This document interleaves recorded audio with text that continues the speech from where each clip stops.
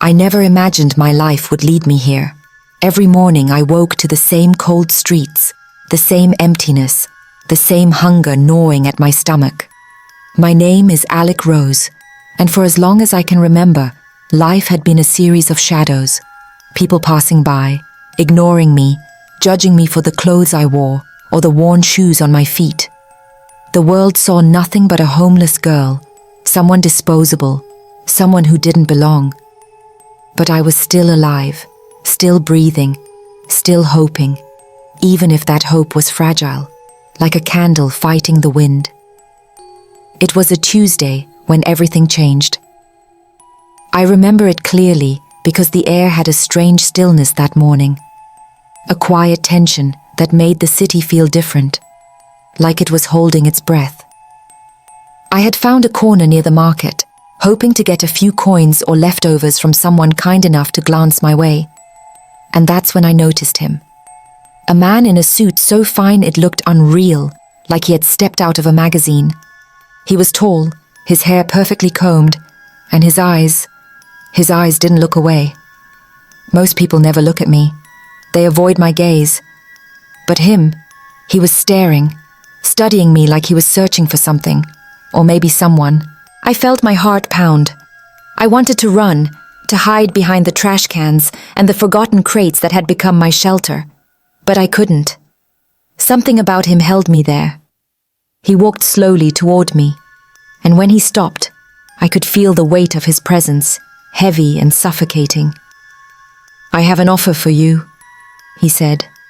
His voice was calm, almost too calm, but it carried authority, power, and danger.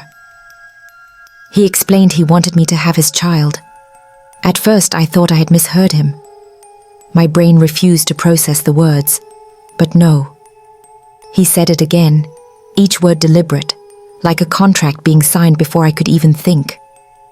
I laughed, though it came out as a harsh, bitter sound.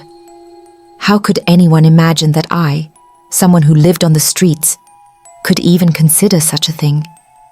But he didn't laugh. He didn't even smile. He handed me an envelope, thick with cash, and said, "Think about it. You won't have to struggle anymore." My hands shook as I held it. The coins I had begged for that morning seemed like nothing compared to this, but my gut screamed at me to be cautious. Something about him was dangerous. Something about this was wrong. Days passed. I thought about the offer constantly. I felt the cold seep into my bones differently, knowing that my life could change overnight if I accepted. On the streets, I had dreams, yes, but dreams that faded before sunrise. Money had never promised safety before. It had only highlighted what I lacked. But now, I could have warmth, food, a bed that wasn't cardboard, maybe even a future. And yet, fear clung to me like a second skin. What would I be giving up? Was this really a chance, or a trap I couldn't see until it was too late? Eventually, curiosity overcame hesitation. I met him in a small office he claimed was for our discussion. The room smelled of expensive leather and something cold, metallic. He asked about my past, my health, my dreams. Every question felt like a test. He wanted compliance, obedience, a story that fit his plan. And as I answered, I felt the power imbalance in every word. He was rich, untouchable, untamed by the world I knew. And I was nothing in comparison, yet suddenly I was holding a piece of his world in my hands. Weeks passed. He provided food, shelter, clothing, the life I had only glimpsed through shop windows and billboards. But with every small gift came control, subtle and invisible. I had to answer questions about my body, my health, my thoughts. I had to behave in ways that were measured and scrutinized. I realized quickly that this was not generosity. It was manipulation. He could take it all away with a glance, a word, a signed paper. and I began to feel trapped in a golden cage, beautiful from the outside, but suffocating inside. And then the pregnancy came.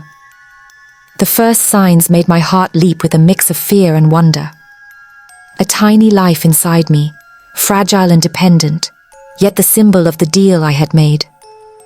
I tried to hold hope, tried to imagine the future differently, but the tension never left. He watched, always watching. His visits were frequent, his eyes sharp, assessing me in ways that made my skin crawl. I began to question everything, his motives, his promises, the world around me, and still, I could not deny the strange surge of power I felt knowing I carried his child.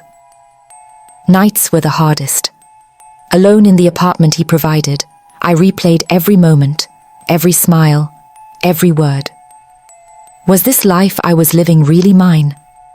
Or was I a character in a story written by someone else's wealth and control? I felt fear like never before, but I also felt an unexpected strength. My mind clung to tiny sparks of hope, imagining the life I could create for this child, a life that didn't belong to him, but to me. And then came the day I would meet the child for the first time. But before that moment, I remembered. The streets I had once called home, the cold pavement beneath me, the sound of distant sirens, the ache in my stomach. Those long nights when I curled under bus stops, clinging to my backpack like it was life itself. That version of me felt like another person, still me, but lost, unseen, surviving. I didn't know what to expect, but I knew that nothing would ever prepare me for what was about to happen.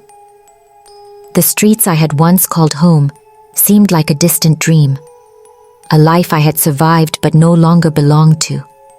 Every heartbeat, every breath, every second carried me toward a moment that would change everything. I couldn't turn back now. I had crossed a line, stepped into a world I barely understood, and yet, somehow, it was mine to navigate.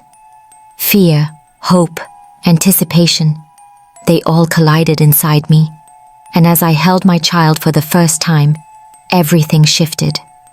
I realized, in that instant, that nothing in my life would ever be the same again. I was no longer just a girl from the streets. I was a mother. And this child, this tiny being in my arms, would be the key to my survival, my strength, and my future.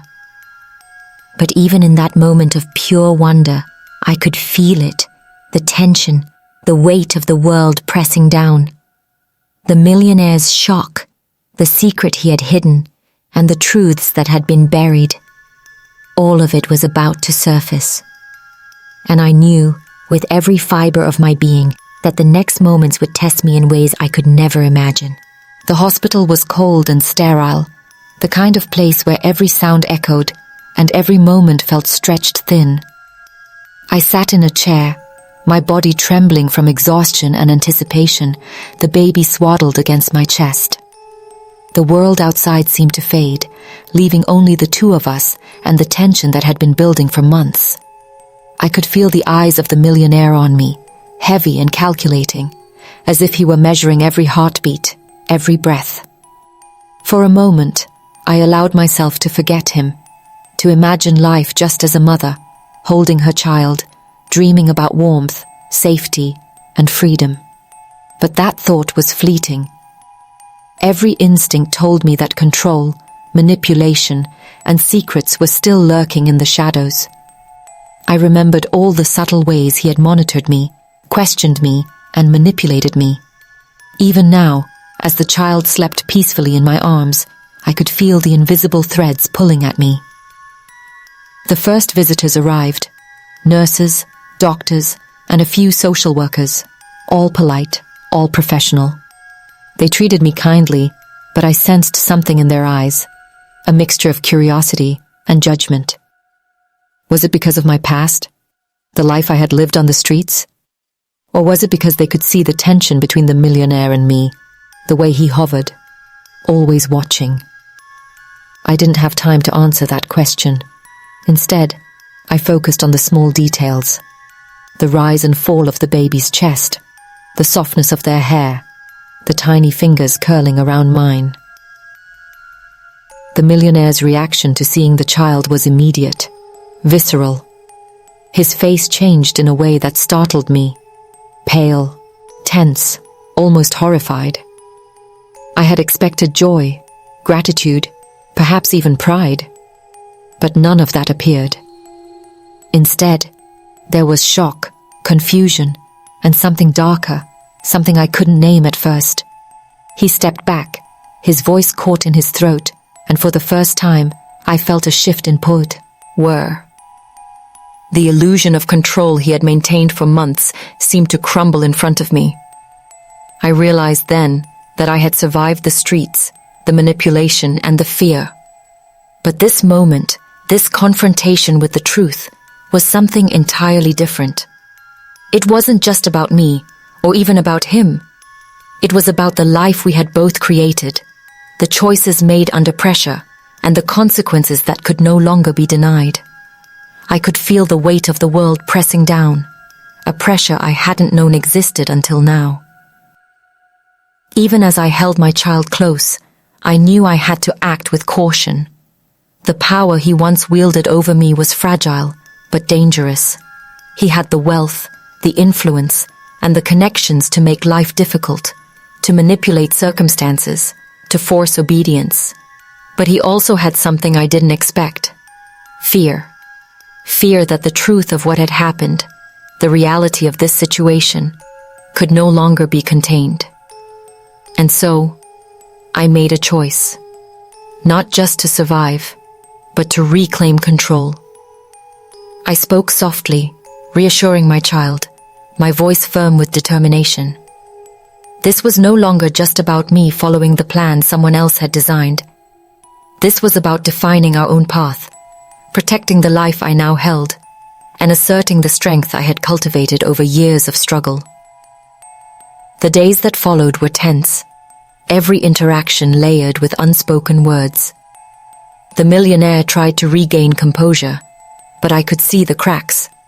His confidence, his arrogance, even his calm authority faltered under the weight of reality. I watched him, learned him, and understood that the balance of power had shifted. The streets had taught me resilience, survival, and cunning, and now I used those lessons in this new arena.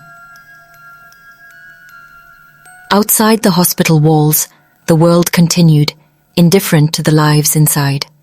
Some people saw a mother and child, innocent and ordinary. Others whispered, judging the sequel. Choices I had made, never considering the coercion and desperation that had led me here. I could feel their eyes, their assumptions, but I didn't falter. The child was mine to protect, my story mine to tell, and my voice mine to claim. By the end of the week, I began to see a new rhythm. The millionaire's visits became less frequent, tentative. His authority had lost some of its power because I no longer feared him in the same way. Each day, I reclaimed a little more of my autonomy, my confidence, my sense of self. The streets had given me nothing but survival skills, but now I was learning to thrive, even under circumstances designed to control me. And yet, even in moments of relief, the tension lingered. There were unanswered questions. How much could I trust him? What secrets had he kept hidden? What would happen if the world discovered the truth about our arrangement? Every day, I felt the weight of possibility pressing down, reminding me that freedom was not guaranteed, and that the story was far from over. Holding my child at night, I whispered promises I intended to keep. Promises of safety, of love, of a life unbound by fear or manipulation. And in those quiet moments, I realized that my journey had taught me more than survival. It had shown me the power of resilience, the strength in confronting injustice, and the courage it takes to reclaim control when life seems designed to keep you powerless. As the sun rose each morning, I prepared to face the next challenge.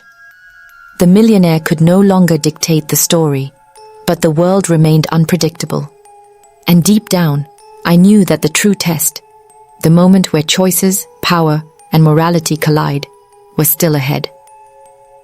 I felt the tension in my chest, a reminder that life doesn't pause for comfort, that hope and danger often walk hand in hand, and that my child, my heart, and my courage were the only anchors I could trust. Life outside the hospital room was a blur, but inside, every moment felt magnified, every glance loaded with meaning. Holding my child, I realized that nothing would ever feel ordinary again. The millionaire had retreated, his presence now cautious, uncertain. He no longer commanded the room with the authority he had wielded for months. For the first time, I saw him not as a figure of power, but as a man caught off guard by reality, by consequences he had never anticipated. But even as I felt a small surge of triumph, I knew the danger wasn't gone. The world beyond the hospital walls had its own rules, harsher and less forgiving than anything I had ever faced. People whispered behind my back, staring at me with judgment I could almost hear. They saw a mother, yes, but they also saw the shadows of the streets, the story of desperation, the glimpse of a life society prefers to ignore. And I knew they didn't understand the complexities, the coercion, the hidden pressures that had brought me here. The days blurred together in a strange mix of relief and tension. Nurses and social workers came and went, offering advice and support, but always measuring, always evaluating. They didn't know what I had endured, the manipulation, the subtle threats, the constant weight of living someone else's plan. And yet, in their presence, I began to feel something I hadn't felt in years. Recognition. Not pity, not judgment, but acknowledgement that I had survived, and now I was determined to thrive. The millionaire returned, attempting to regain control, but it was different now. Every word, every gesture, carried a hint of caution. He tried to assert authority, but I no longer flinched. I no longer answered only when he commanded. I spoke, quietly at first, then with increasing confidence, asserting my choices, my boundaries, my rights. And with each assertion, I felt a growing sense of power. Not the power of wealth, but the power of survival, of knowledge, of resilience. One afternoon, he left abruptly, an uncharacteristic tension in his face. I could see the fear in his eyes, a rare vulnerability. He realized, finally, that control had shifted, and that the life he thought he could shape was no longer entirely his. That realization filled me with a cautious hope, tempered by the knowledge that the world would not make it easy. Freedom is never given. It is taken, and I was learning to take mine, step by step, heartbeat by heartbeat. And yet, the struggle was far from over. Every encounter reminded me that the stakes were high. A single misstep could undo everything, could strip away the fragile autonomy I had begun to claim. People outside my small circle judged my choices without understanding the full story. Friends of the millionaire whispered doubts, threats disguised as concern. And through it all, I clung to one truth. I was not the same girl who had lived on the streets. I was Alec Rose, a mother, a survivor, a woman determined to protect her child at all costs. Even with the baby in my arms, the nights were restless. I would stare at the ceiling, my mind racing through scenarios, imagining the consequences of every decision. The streets had taught me vigilance, and that lesson had not been erased by wealth or circumstance. Danger could come from any direction, subtle, silent, and powerful. And I knew that my child's safety depended on my awareness, my courage, and my ability to navigate a world that was far less forgiving than it appeared. The most difficult moments came when I confronted the reality of the deal I had made. I had agreed to something I barely understood, something that gave me life and security, but demanded obedience, compliance, and the quiet sacrifice of my freedom. And now, holding the child, I realized that true freedom meant more than survival. It meant reclaiming choice, asserting control, and refusing to let someone else define my story. That realization was both terrifying and exhilarating. There were moments when I doubted myself, and when fear whispered that I was still powerless. But then I would look at the tiny face resting against my chest, the small hands curling around my fingers, and I felt an unshakable strength. This child had given me purpose, but I had also given the child something in return, a promise of protection, courage, and love that no amount of wealth or control could ever take away. And just when I began to believe that we were finding a rhythm, that we were safe in this fragile new world, a letter arrived. No signature, just a note with a few chilling words. You cannot control what comes next. My heart lurched, every muscle tense. The streets had taught me to expect the unexpected, but this was different. It was a reminder that the past, the choices I had made, and the people I had encountered would never fully release their grip.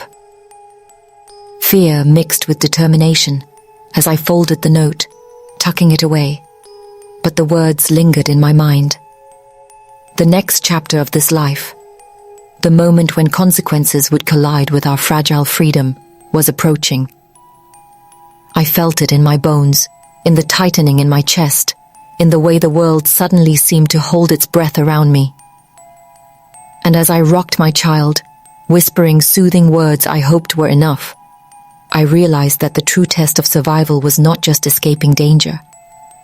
It was confronting it, facing the unknown, and emerging with strength, courage, and an unbreakable bond that no one, no power, and no manipulation could sever. My story was far from over, and I knew the most intense, shocking, and life-altering moment was still ahead. The day of the confrontation arrived like a storm I had been sensing for weeks. Every sound in the hospital room seemed amplified. The squeak of the cartwheels, the hum of fluorescent lights, the distant voices outside. My child rested against my chest, and I could feel every tiny heartbeat as if it echoed my own anxiety. The millionaire arrived with his usual polished presence, but something had changed. His eyes darted nervously, his movements uncertain, as if the control he had once held so firmly had dissolved into shadows. I could feel my heart pounding as he stepped closer. For months, I had anticipated this moment with a mix of fear, hope, and determination. The pregnancy, the manipulation, the promises, all had led to this single, intense instant. He opened his mouth, but the words faltered, caught somewhere between authority and shock. He saw the child, the result of the agreement he had orchestrated so meticulously, and he recoiled. I could see the panic, the disbelief, the raw, unguarded emotion in his expression.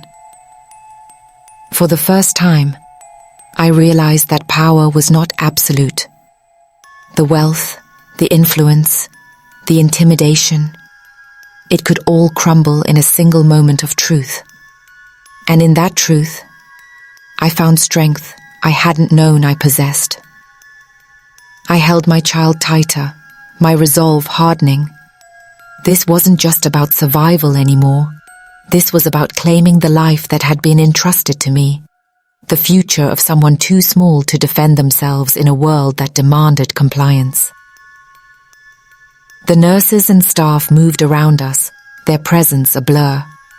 I focused only on him, on the way the air seemed to shift between us, thick with tension, unspoken accusations, and the weight of months of deceit and manipulation. I saw the man who had once seemed untouchable, untamed by consequence, now stripped bare by the reality of what he had created. And I knew that nothing he had done could ever undo the bond between my child and me. The birth had changed everything. It revealed not just the fragility of control, but the strength of a mother's will. I had survived the streets, endured coercion, and faced threats I could barely name. And now, I faced the person who had tried to dictate my choices, the one who had assumed that wealth could shape my life and my child's future without resistance. He stepped back, eyes wide, voice tight, the carefully constructed mask of authority shattered. I realized that months of manipulation, intimidation, and secrecy had led to a single revelation. He could not control us. My heart surged with both fear and exhilaration. Fear, because his influence and connections were still formidable. Exhilaration, because the chains he had imagined binding me were gone. They had never truly existed. In that moment, I felt every emotion at once. Relief, triumph, anxiety, and the raw, unfiltered bond of motherhood. The baby stirred against my chest, a tiny reminder that life moves forward even in the face of fear, injustice, and chaos. The man before me, pale and rigid, was confronted by the consequences of his own plans, and I realized that the world was unpredictable, and justice often came in ways that no one could anticipate. And yet, even in this intense, life-altering moment, I knew the battle was far from over. There were whispers of danger beyond the hospital walls, letters left in shadows, and the unspoken tension of society judging the powerless. I held my child close, whispering promises that stretched beyond words, promises of protection, courage, and life unbound by manipulation or fear. The millionaire's gaze lingered for a moment longer, a mixture of shame, fear, and resignation in his eyes. And then he turned, leaving the room in silence, a final acknowledgement that the balance of power had shifted irreversibly. I remained, chest heaving, heart pounding, acutely aware that this victory was not just for me, but for the child I now held and the life I intended to build. In that silence, heavy with tension and emotion, one question pulsed in the air. What comes next? The future was uncertain, dangerous, and full of possibilities. But I understood now that the strength I had cultivated on the streets, the courage I had nurtured through months of fear, and the love I felt for this child would guide every choice I made. Nothing could take that away. And so, as the room settled into a quiet stillness, I whispered to my child, not knowing the challenges ahead, but certain of one truth: we had survived the worst. The world could throw everything it had at us, but together, we were unbreakable. And in that moment, I felt the fire of determination surge inside me, the knowledge that life could be reclaimed, reshaped, and owned, even when the odds seemed impossible. The days after that moment felt surreal, as if the world had shifted on its axis, but nothing had changed on the surface. I held my child close, feeling the warmth and fragility in my arms, and for the first time in years, a sense of calm settled over me. The millionaire no longer held power over me, but the weight of what had happened, the months of fear, manipulation, and coercion, lingered like a shadow that refused to fade. I began to notice small changes in myself. Each day, I felt stronger, more aware, more certain of who I was and what I could endure. The streets had taught me survival, the manipulation had taught me caution, and motherhood had taught me an unshakable strength that no one, no amount of wealth or control, could ever take away.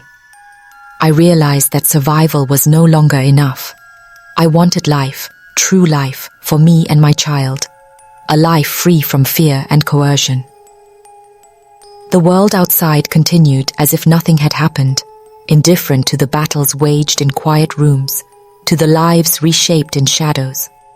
Some people judged, some sympathized, but most simply ignored the complaint. Anxieties, the hidden struggles, the truths that often remain unseen. And yet, I didn't need their understanding.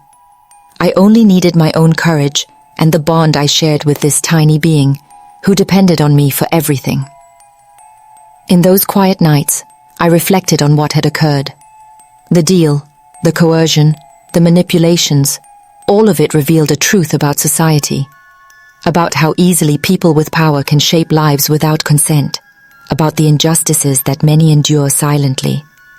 But it also revealed a truth about me, my resilience, my ability to rise above manipulation, and my refusal to let circumstances define who I am. I had been underestimated, overlooked, and dismissed for years. Now, I understood that my worth was not determined by wealth, influence, or status.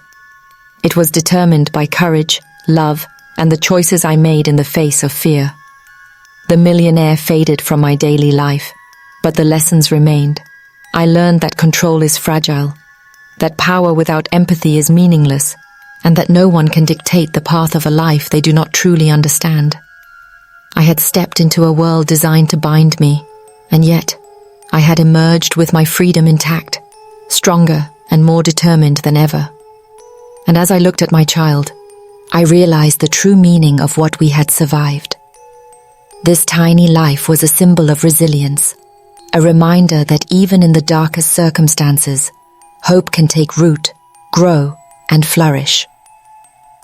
I whispered promises of protection, courage, and love that would guide every step, knowing that the choices I made today would shape not only our future, but also the message our story carried to the world.